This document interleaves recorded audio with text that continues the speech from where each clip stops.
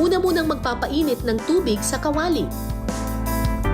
Kapag kumulo na ang tubig, ihahalo na ang sibuyas, kamatis at luya.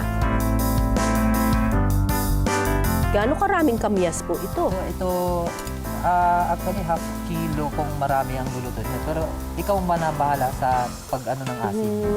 Pagtimpla ng asin. Sunod na ilalagay ang pinakuloang kamyas. Saka ito pakukuliin muli para kumatas ang asim ng kamyas sa sabaw. Makalipas ang ilang minuto, pwede nang ilagay ang nalinisang mga ulam. Saka ihahalo ang labanos, sitaw, talong at siling haba.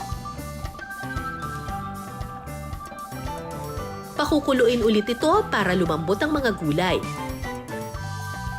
Huling ilalagay ang asin at kangkong. Ayan, ang Okay, ganda so- ng kulay. Maya-maya pa, ready na ang sinigang na ulang sa kamyas. Okay lang. So, lalagyan Wow! mo ang kamatis, mas masarap.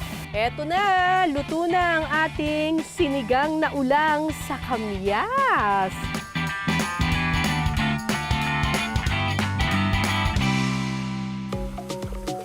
Kikiligin kaya ako sa sarap at asim ng sinigang na ulang sa kamyas? Ang tikiman portion, abangan mamaya.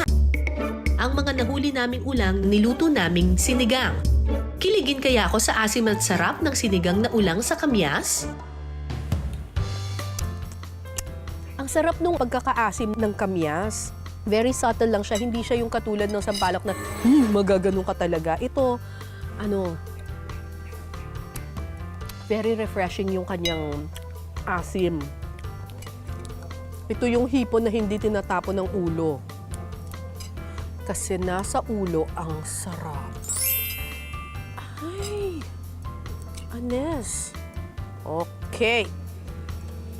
So, alam mo, perfect ang pagkakaluto kasi madali lang siyang balatan.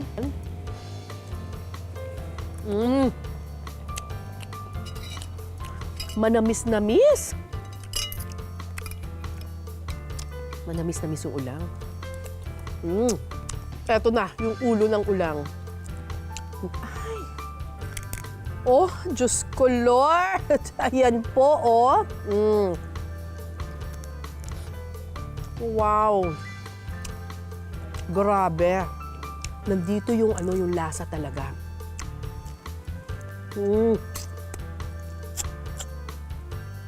Lasang-lasa mo yung aligay, yung taba ng ulang.